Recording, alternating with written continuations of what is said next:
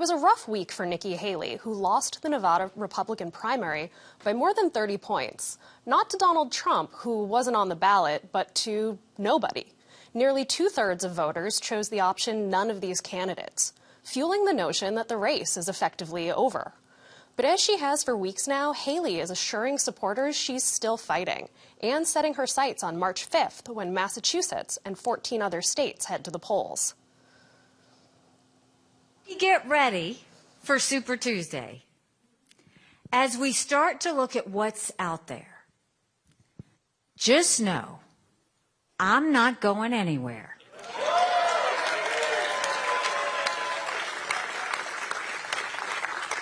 I'm in this for the long haul.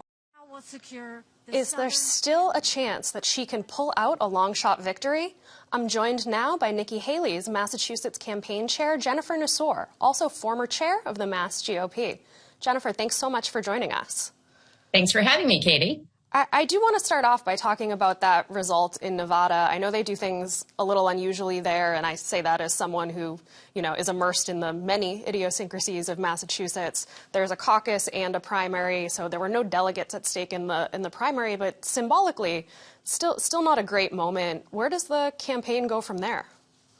At the campaign, they weren't even playing in Nevada, which is the funny thing. I mean, the news likes to spin it as if the campaign was actually playing, but she spent no time in Nevada. She spent no money in Nevada because it was a rigged caucus system. So they have a primary and they have a caucus, and the state party is controlled by all the Trump people. And so Trump was going to be the winner of the caucus. And the only thing that mattered were where those delegates were going to go, which were going to be awarded by the caucus. And so if she's not playing there and she wasn't doing anything there and it was all going to go to Donald Trump anyway because it was rigged, then there was no reason, and it's not a concern at all for the campaign. So what's the focus been kind of in lieu of Nevada? Where's the Haley campaign been putting its efforts instead? So she has been in South Carolina, and she's been fundraising around the country and going around the country and doing rallies and meetups. But in South Carolina, what we've been seeing is that thousands of people are showing up at her rallies. Thousands. There are 400,000 new people in South Carolina that have moved there since Nikki Haley was the governor of the state.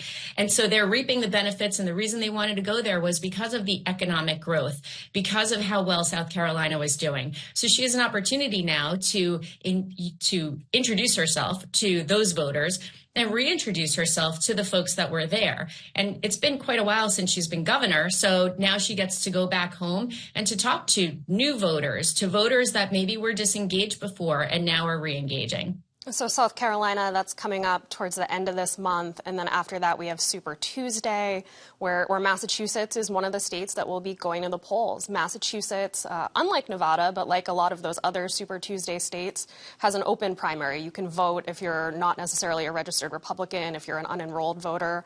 How much of the outreach going forward is going to be towards those unenrolled voters versus registered Republicans? Well, I mean, so 11 out of the 16 states on Super Tuesday, which is our continued focus in addition to South Carolina, are states that have either open or semi-open primaries. And so that means that in the semi-open, unenrolled voters, independent voters, can vote in those elections. And so those are the ones that we're really focusing on. Like Massachusetts, which has 62% unenrolled voters. That number, of course, goes up and down, but it's somewhere over 60%. The majority of voters, an overwhelming majority of voters, are unenrolled, and they get to vote on Super Tuesday. And so what we know is that in Massachusetts, there's a very interesting dynamic at play. You've got folks who are super interested in the economy. We are slightly higher in education than most states around the country. We're slightly higher in economics and the level of economics in this state. So people are very concerned about the economy. I think also, and there was a recent poll that was done that shows people are really concerned about the migrant crisis. Those are things that are in Nikki Haley's sweet spot, making sure that the border is secure, making sure our economy is on track, making sure we have excellent education for our children. Again, one of the big issues in Massachusetts, and making sure that nationally, our national security and our foreign policy is in check. Let's stay here in Massachusetts for a second. You're leading the campaign team here, which was fully announced this week with quite a few state lawmakers, sitting Republican lawmakers, joining the Haley effort here in Massachusetts. It tends to be tougher for Republicans to run and get elected in Massachusetts in a presidential year.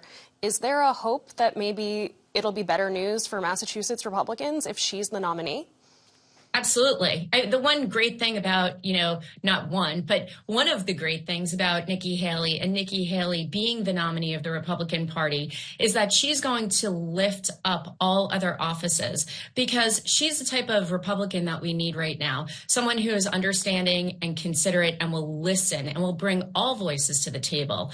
Because she would be the president for everyone, not just a small little slice of people that she puts into her little group. She's going to be the president for everyone. So her candidacy would lift up governorships, lift up members of Congress, but it would also lift up the legislatures. And here, especially in Massachusetts, where we are more fiscally conservative and socially moderate, we have seen the corner office where we continue to elect Republican governors time after time that have those values. And so when we are running people like that, especially in the Republican Party, the way it is right now in Massachusetts under Amy Carnevale's leadership, we will see more of those types of candidates that can resonate, will resonate, and that voters like to hear from. Nikki Haley will raise them up. Donald Trump is going to sink all of those candidacies. I do want to look, too, at some recent poll numbers we have out of Quinnipiac University, a Republican primary poll showing Trump with a wide lead, 77% to Haley's 21%, with leads among men and women.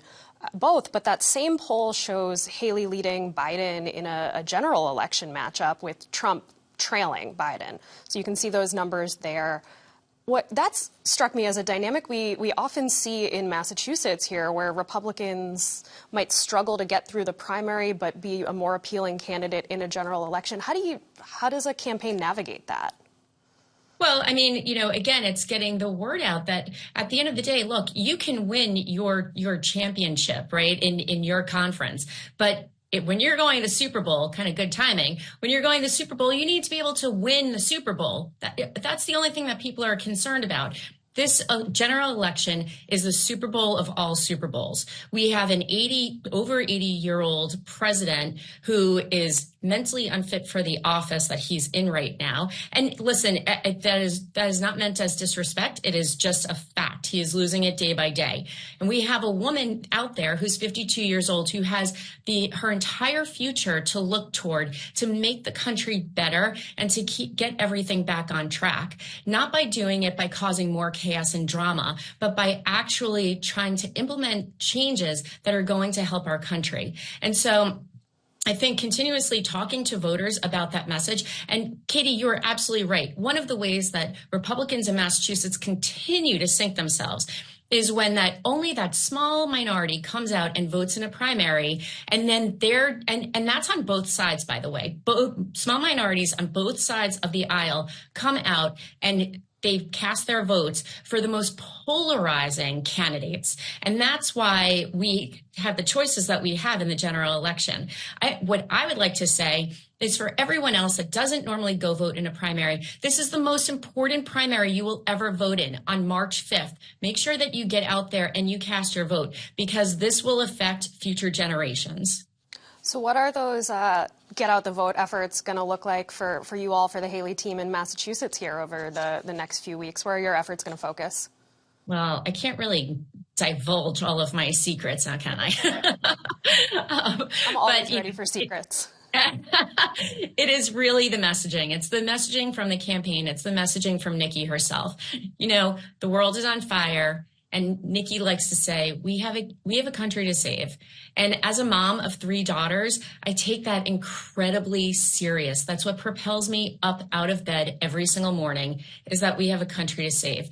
We cannot continue to go on the path that we're in. It is constant chaos everywhere. It is constant drama everywhere. We are the joke around the world. Instead of being strong and showing leadership, we are the butt of everyone's jokes. And I would like to have a leader who actually, holds true those values and morals of our country, shows that leadership, and does it in a way that is classy and that is in a way that we can all use as a role model for our children, for our grandchildren, and also from generations that pass by, for them to be proud of our country again.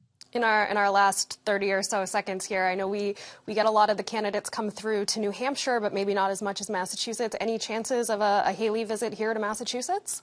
Well, we're trying for that. I would love to see her come. I think she would get a really fabulous reception here in Massachusetts. Excellent. Well, Jennifer Nassour, thanks so much for your time. I appreciate it. Thanks for having me.